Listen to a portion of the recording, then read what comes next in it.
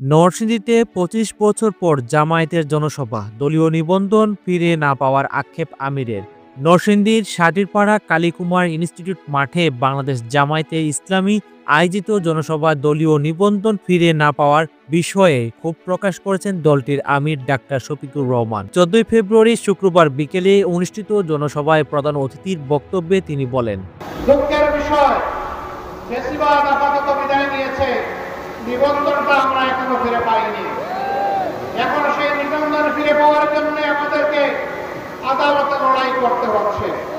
এটি বাংলাদেশের জন্য লজ্জার বিষয়। গণহত্যাকারী ফ্যাসিস্ট শক্তির বিচার ও ন্যায়ভিত্তিক বাংলাদেশ গড়ার প্রত্যয়ে আয়োজিত জনসভায় জামায়াত আমির বলেন, সম্মানিত ভাইরা, অবশ্যই নির্বাচন হতে হবে বাংলাদেশ, কিন্তু যেন তেন মার্কা নির্বাচনে যাতে চায়, নির্বাচনের মতো নির্বাচন চায়, সুষ্ঠু নির্বাচন চায়।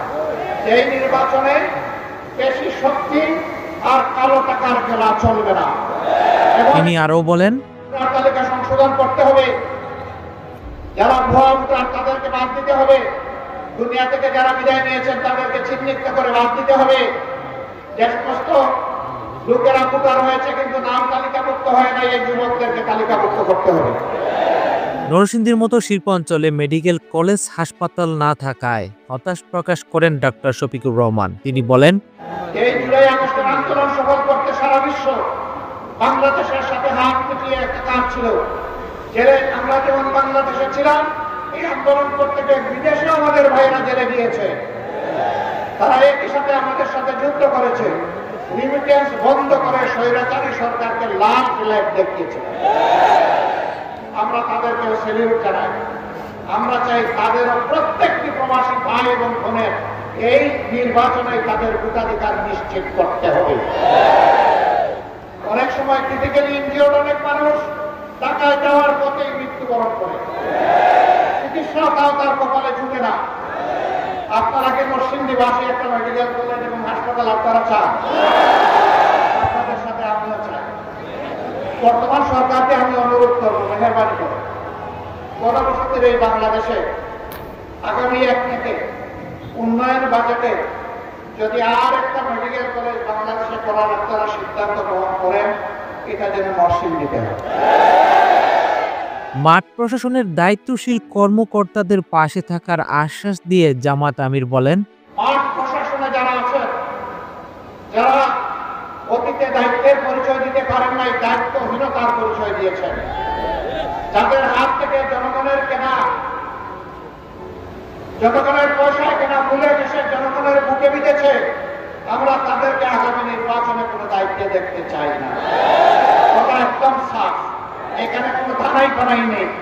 তিনি প্রশাসনের যে পর্যায়ে থাকুন না কেন, কিন্তু প্রশাসনের সৎ এবং দেশপ্রেমিক অফিসার যারা আছেন তাদেরকে আমরা কথা দিচ্ছি, তোমাদের দায়িত্ব পালনে তোমাদের হাতে হাত মিলিয়ে দেশবাসী কাজ করবে ইনশাআল্লাহ।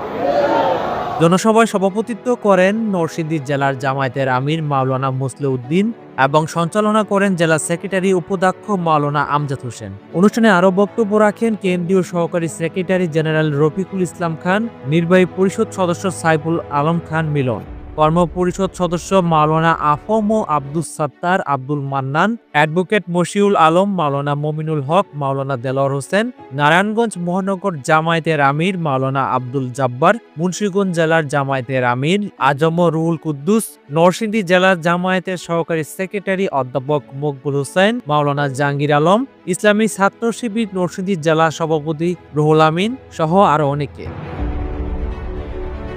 নেতারা বৈষম্যহীন ন্যায়ভিত্তিক বাংলাদেশ গঠনের প্রত্যয় ব্যক্ত করেন এবং দলীয় নিবন্ধন পুনরুদ্ধারের আন্দোলন চালিয়ে যাওয়ার ঘোষণা দেন। নরসিংদী থেকে মেহেদী হাসান, ক্রান্তিকাল।